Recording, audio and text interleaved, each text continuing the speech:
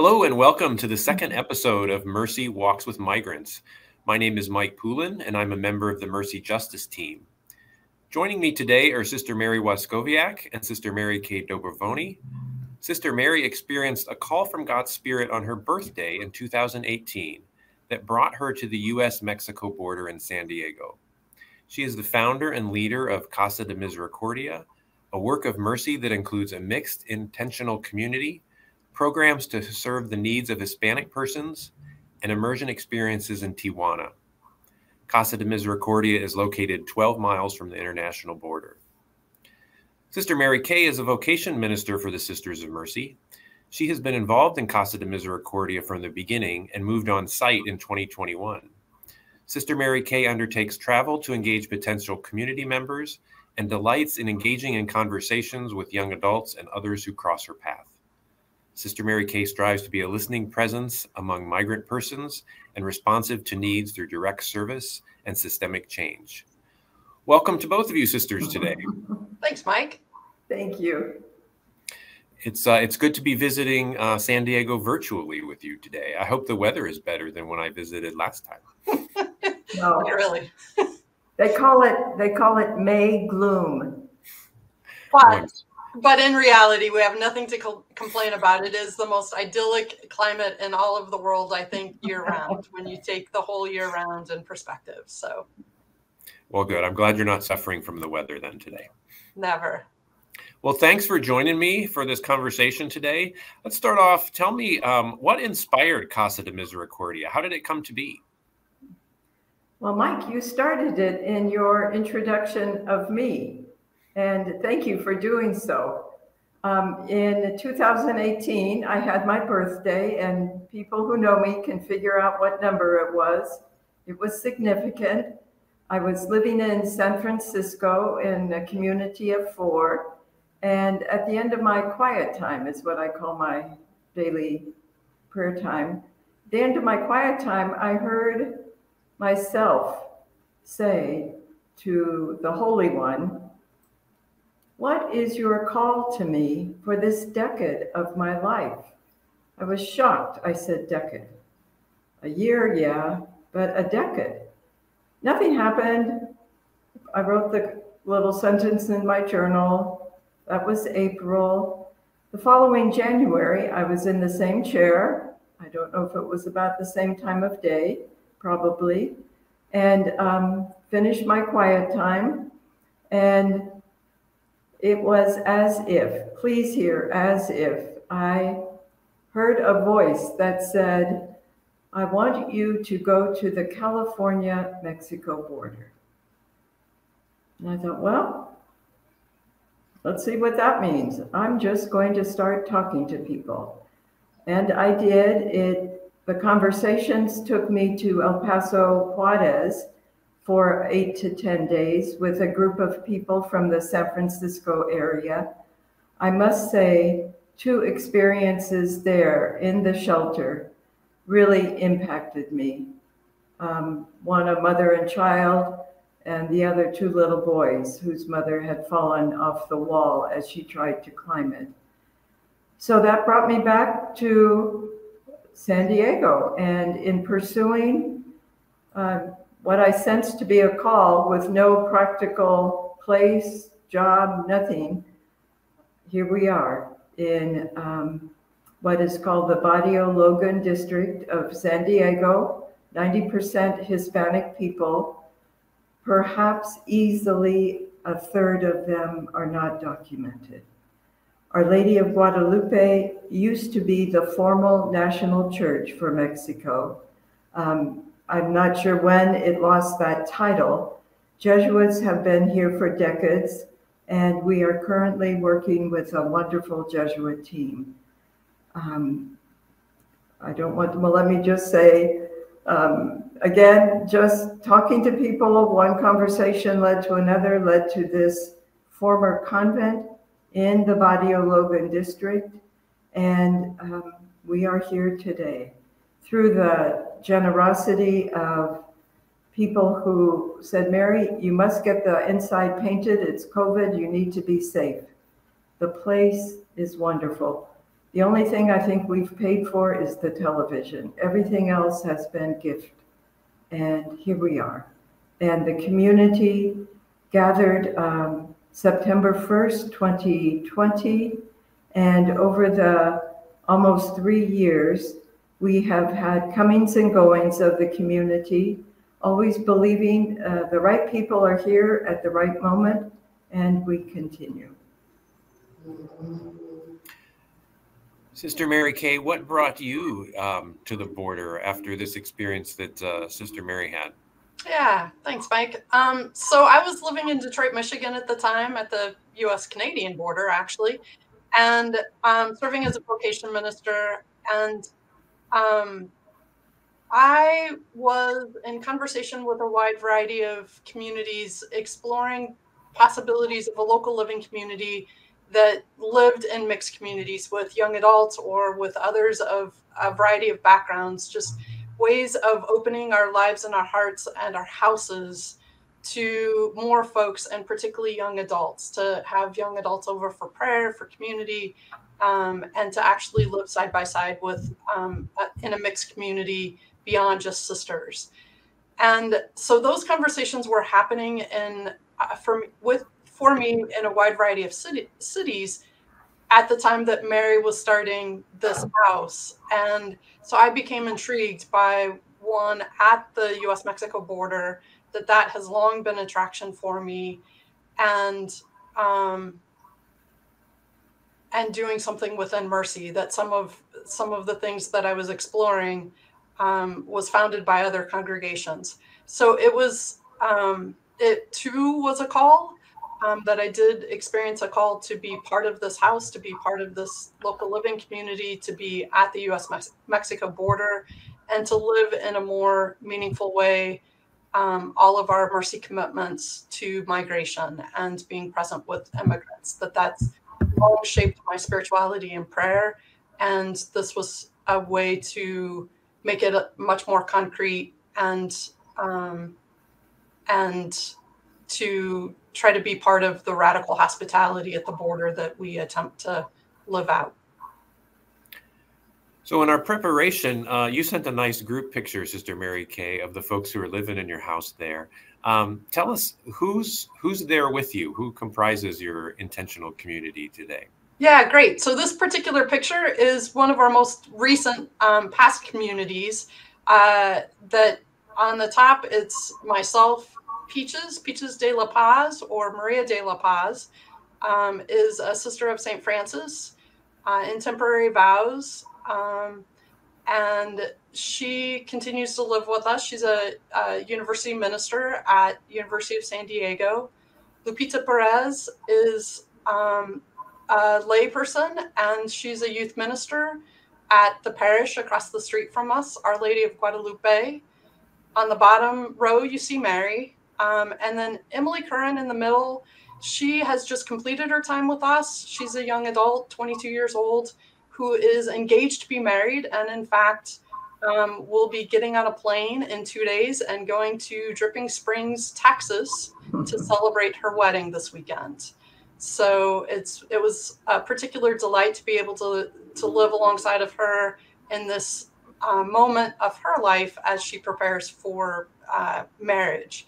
And then Jen Owens Joffrey, the final person in that picture, is someone that lives with us in kind of moments and times for a month here or a month there. She is a postdoc student, or a postdoc fellow at St. Louis University in the theology department. So she is from San Diego originally and has this as a home base, and we delight in having her as part of our community during the moments she's back in town. So there is an ebb and flow of who lives here at any given time, that kind of by design, there are some longer term commitments and some shorter term commitments, and that photo reflects both for us. It sounds like a pretty dynamic community that you have there. How are you and other folks who are living in the house involved in the local community in your neighborhood in San Diego? I could pick that up, and happily I am free to be full-time both in the house and in the ministry. So perhaps myself and Lupita, our lay member of the community who is youth minister in the parish, have the most frequent interaction with people in the parish. And I say people in the parish, and I'm grateful that the parish acknowledges, yes, we are parish, but we are also neighborhood. So it's not defined by the people who have signed up to be parishioners. It's the people in this neighborhood. I love walking the streets of the neighborhood. Immediately where we live, it seems like a safe place. I have been advised to remember that we are always being watched, looking for opportunity, maybe for someone to take something, or nobody has ever entered our property. But in walking the neighborhood, I look at these homes that seem quiet, and I would say to myself, how many people live in that house? How many families? Because housing is very difficult. Who has the money to pay that? How can they share paying rent, et cetera, et cetera. So I love this neighborhood. Could tell more stories. I also love it that you never really know who's at the door when you hear the doorbell. Just before we started this session, my friend Ruth was at the door, and I had to ask her to come back. The other day, it was a man who wasn't sure what was going on here, but wanted to check, was happy to receive some food. So that's kind of our neighborhood. I love it that I can get to know people by name. My Spanish is good, not great, but I figure the best way to learn is to get corrected by the people who know how to speak the language. So I often speak English in the house, walk out the door and speak Spanish. That's the neighborhood. When I got to come and visit several months ago, you took me down to the community center, and there were some classes going on. What are some of the resources that you're involved with at that location? I love it. And there are a couple of photos that might show up. First of all, we have what's called a community resource center, which the community of at the time, 6 of us at Casa Misericordia, we had no intention of creating something like that. Our plan was to be focused on the US-Mexico border 12 miles away from us. However, COVID shut down the border. In 2020, there was no word on when the governor would open the border. And we were getting antsy as a community. And so the pastor at the time put us on a Zoom call with 3 women whom he called the queens of the parish. One was in her mid-60s, one was early 70s, one was in her 80s, whose aunt was the first girl from the parish to enter the Sisters of Mercy, and anybody connected to former Burlingame know and love Sister Mary Annunciata. So on that call, we kind of fumbled around, and finally, Adela, the one in her early 70s, said to us, but addressed me, Sister Mary, we have to open a community resource center. And Adela knows the nonprofit agencies and people of San Diego. That was October. April 11th, we opened the Community Resource Center with the benefit of 2 days. We only opened for 2 days, but we had a San Diego County social worker, bilingual, at no cost to us. So we had a social worker, we had free clothes, free food. Eventually, we got a San Diego Family Health Center outreach worker. And every Thursday, Friday, you can come between 8:30 and 2 You can see the social worker having made an appointment or just being a walk-in. You can pick up food and clothing that you need. And I am quite touched. Just 2 blocks away is a low-income senior housing, and generally the ladies who come with their shopping carts, especially on days that we have our food distribution, first Thursday of the month, where we cooperate with Feed San Diego, and we cooperate with the San Diego Police Department. They were the first ones to approach us saying, would you become a food distribution site? And it's amazing. In the photo you do not see a San Diego policeman, but it's very common that at least one is there every first Thursday of the month. We have a crew of volunteers who takes pallets of food, boxes of cans, and turns it into those bags that you see. We generally give out 260 bags a month. Another nonprofit food agency called Lived Experience contacted us just a few months ago and said, we want to help families of the children in your school, Our Lady of Guadalupe, pre-K through 3rd grade, Our Lady of Angels, 4th through 8th grade. So on the last Wednesday of the month, food again is delivered. The volunteers gather, they bag the food, and the next day we give it out. And to see families and the person whom we checked with, just to make sure was it worth it to do a second food distribution focused on families of school-age children. When we asked her, Judy said, please, it disturbs me greatly that at lunchtime, some children have no food. And so the food is distributed and largely Spanish is spoken, and it is a great community experience with the volunteers and with the regulars who come by. A wonderful experience. Another program is the community garden. You can see volunteers at work, largely 5 to 8 families. These would be the adults in the family. 5 to 8 families take charge of this garden.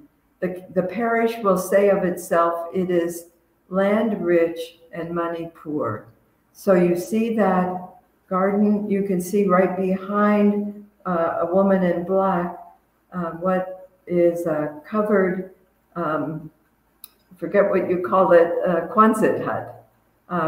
And during the surge about 2 years ago, the surge in 2020, the pastor at that time opened that Quonset hut, and it became a dormitory for migrant men who had surged across the border. So all of us care for the migrant person. If you saw this garden today, it is lush, it is green. Tuesday, Thursday, especially Saturdays, 9 to noon, people are working in the garden. Children under 10 play with their toys, run to the garden, grab a cherry tomato, pop it in their mouth, run back and play. It is a lively, alive place that benefits not only those families, but it benefits anybody they can give the food to. It sounds like there's a few things going on Yes. in your neighborhood there, as far as Yeah. collaborations and efforts at outreach and in drawing the community in. Sister Mary Kay, I was struck both in your initial conversation and in looking at your what I was talking about in your introduction about your desire and call to be engaged in conversation with people. What has that meant for you in the neighborhood, on the border? What have you experienced in engaging people in conversation as you're doing this ministry? Yeah, thanks, Mike. So part of our We have an identity statement for Casa de Misericordia, and part of our identity statement says that we're committed to being a listening presence among migrant persons and responsive to need through direct service and systemic change. Mary and Lupita are the two that have, more direct full-time presence in that respect, while I have a full-time ministry elsewhere and plug in as I'm able to. But there are some really powerful pieces for me. I don't speak the language. I'm not fluent in Spanish. I work at it a bit and understand a little bit more than I speak.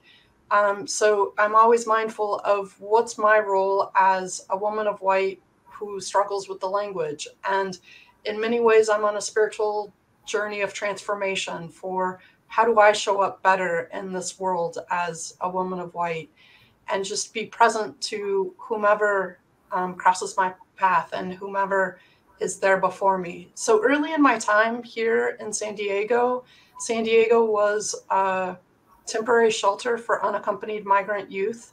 Our convention center had like 1,400 youth at a time. And there's a photo of us greeting the very first bus that came, that we were out with a small delegation with signs saying, "Te amo, we love you."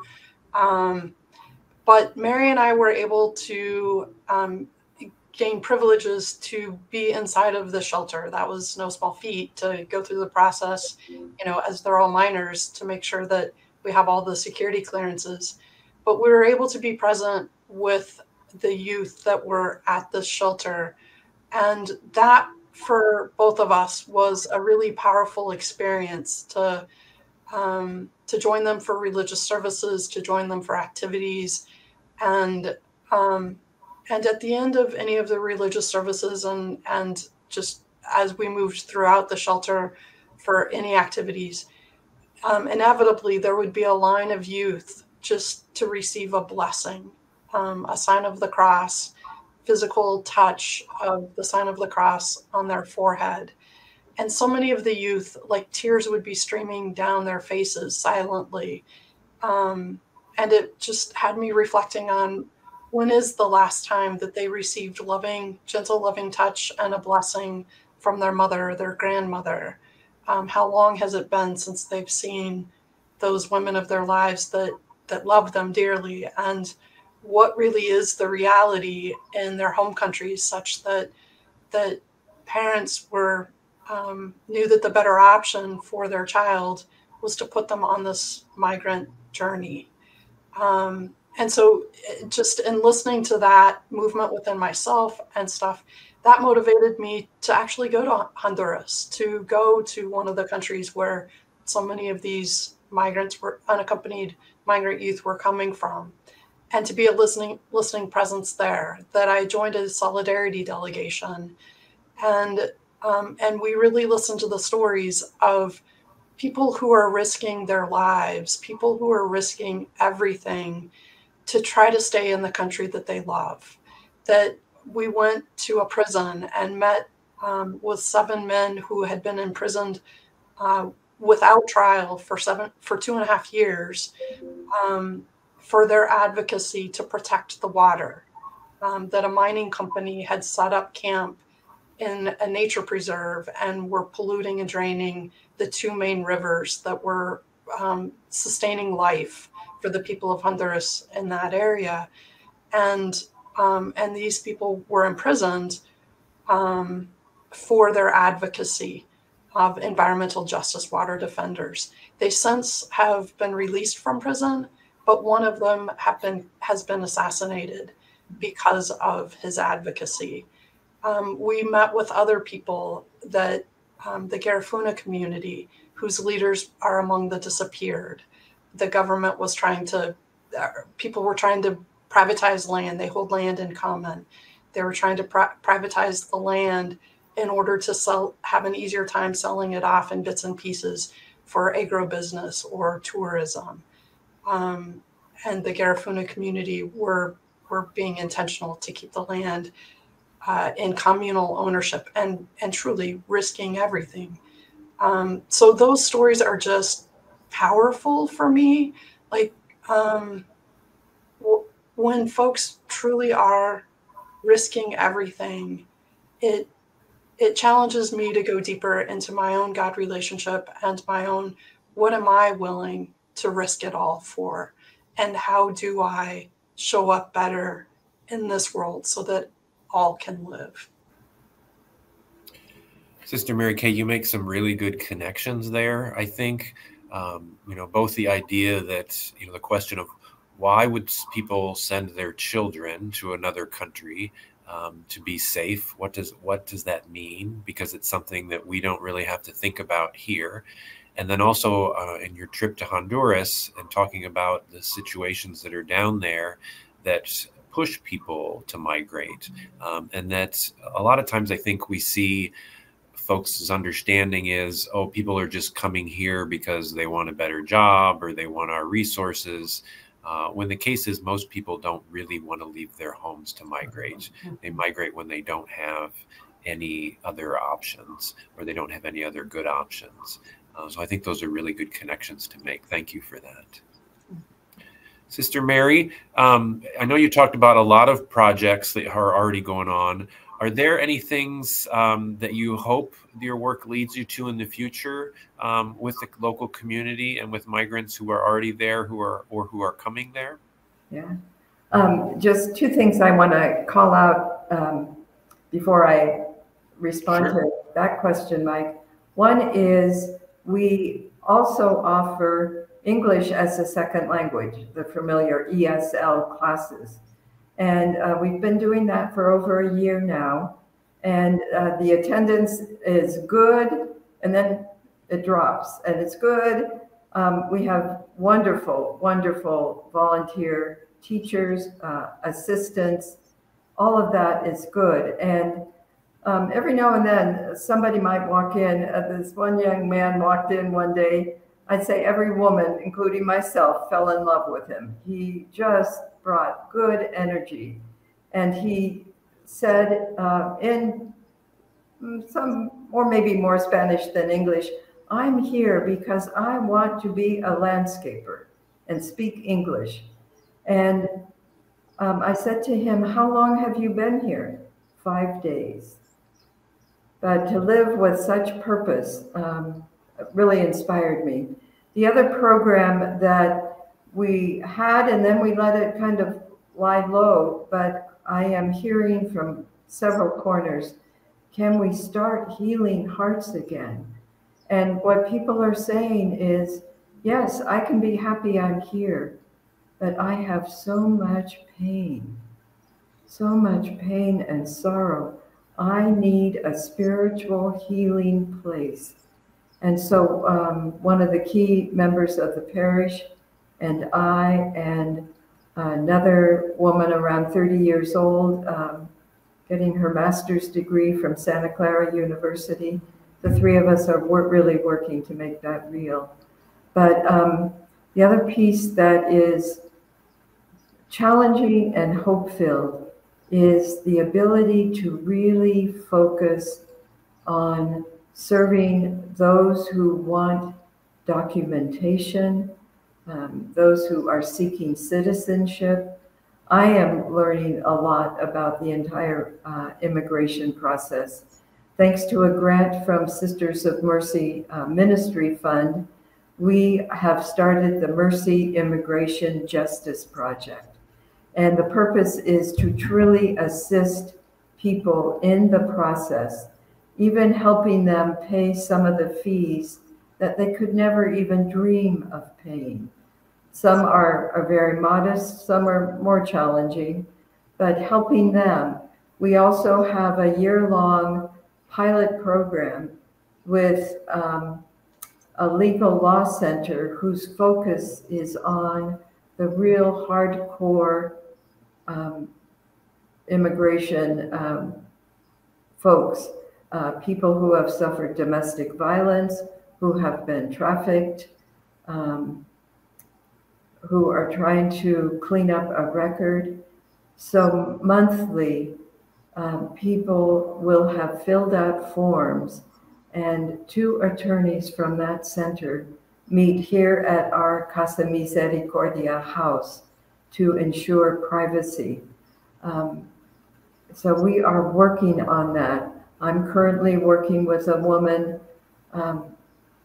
76 years old, came here because of terrible domestic violence in her home in Mexico, helping her clean up court cases, and the law center is seeing great possibility for her to move forward and for asylum. And in listening to her, I'm with her 3 to 5 hours each week, taking her to courts, copying legal documents, going to the law center. But what I'm learning from her is the pain she lives in. I'm focused on driving her to these places, being with her. I cannot go into the confidential meetings. I'm focused on that. And she will say to me, quiero una casa. She wants a house. I know where she lives. At any moment, she may be asked to leave because somebody who has more money to pay rent could be invited in and she would be invited out. So to think of a woman who after 2 to 3 decades has not been home in Mexico, talking to me about her daughter and her daughter's daughter. So the actual immigration work we are attempting to do is very challenging because it takes a long time, but that we can offer hope and we can offer practical assistance is an honor and a reason for daily prayer, because I need it, the people need it.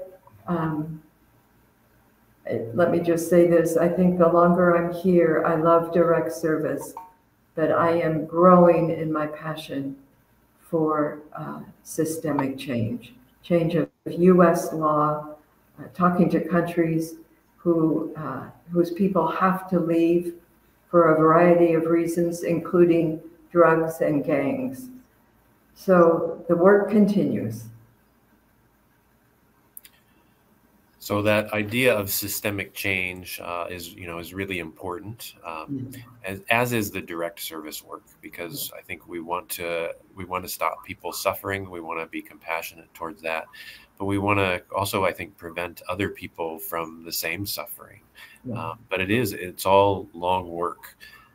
For either of you, is there anything else that you want folks, you think it's important for folks to really understand about the migration issue, especially for U.S. citizens to understand that that might be unclear to people or really unknown to them, things that you have learned in your situation here?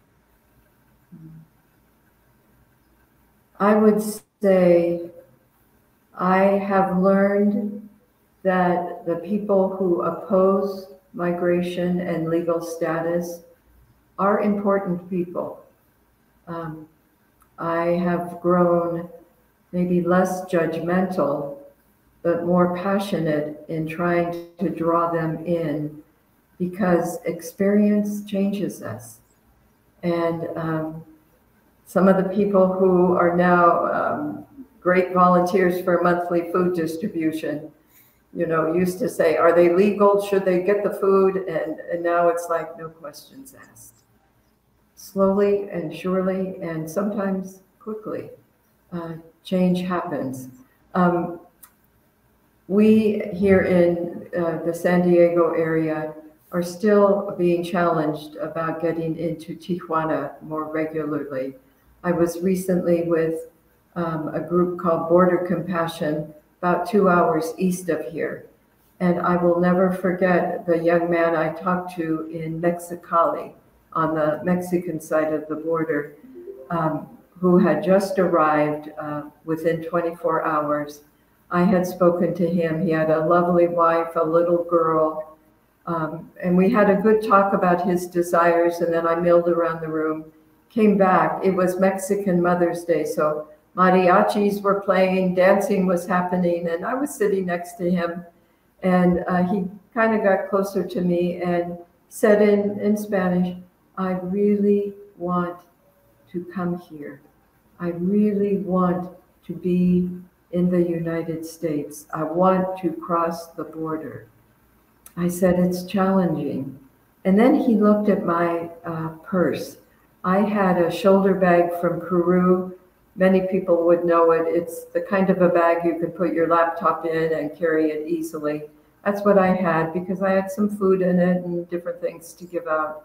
And I said, and he said to me again in Spanish, if I cannot cross, and he pointed to my bag, he said, put me in there.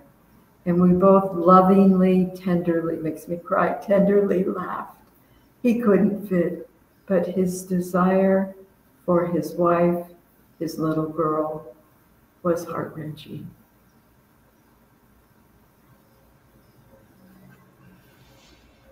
Yeah, Mike, it's a good question. I mean, there's,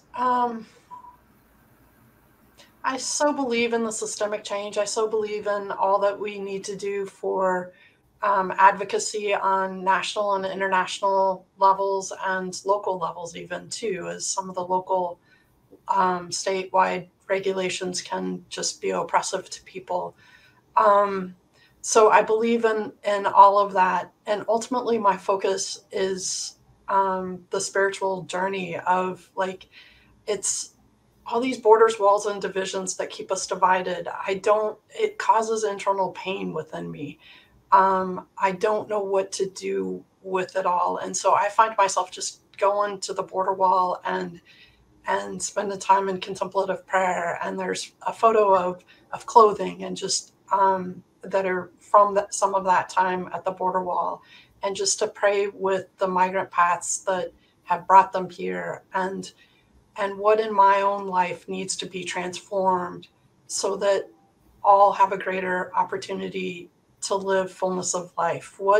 How does my lifestyle and the abundance that I experience in my own life limit the possibilities for fullness of life of others? And what's the call to greater simplicity of life, to environmental justice, to care of the earth, and to advocate for humane, just immigration law.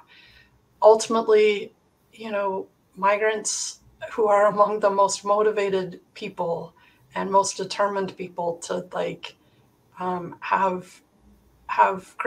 seek greater fullness of life for their families. Ultimately, I know them as brother, as sister, as kin, as sibling, and I want to be in relationship in ways that reflect that oneness of identity of we are all global citizens. We are all part of this one human family on a struggling earth and need to care for each other as family does. Well, as you both kind of share about that question, it makes me think, we can't all come to the border and be at the border to do service there. But I think the spiritual component of that and your representation, not only for yourselves and for the Sisters of Mercy, but for all of those who care about this issue of immigration and care about people as individuals and communities, we can pray for you and for the time that you spend in service to your community and in conversation with them. So we want to thank you for doing that, and thank you for sharing the time today to tell these stories and to share this information, because I think it's a good way for people to make that connection, especially for folks who aren't going to get to the border anytime soon. Though it's a great opportunity to look and see how we engage with different cultures and people in different situations, and meet and know people as individuals and not just as a statistic or a clip on the news. So I want to thank you both for being here today, Sister Mary Kay, Sister Mary. I also want to thank Andrew, who is doing our communications work and the technical stuff behind the scenes that makes this all possible. I want to let people who are viewing know if what you heard today inspires you to walk with immigrants, please join the Sisters of Mercy in advocacy on behalf of migrants. You can do that by going to the address on the screen and signing up to receive action alerts on immigration and other critical issues. Also invite you to join us in prayer for people who are on the move, and for sisters and other members of our Mercy community who work regularly with migrants as individuals and communities. And then lastly, I'll ask you to stay tuned for upcoming episodes of Mercy Walks with Migrants.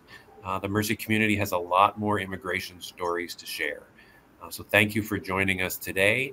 Have a great day and walk with Mercy. And thank you so much, Mike. Yeah, thanks, Mike, and thanks for all who are listening. And thanks, Andrew, for your behind the scenes work. Thank you. Amen. Amen. Amen.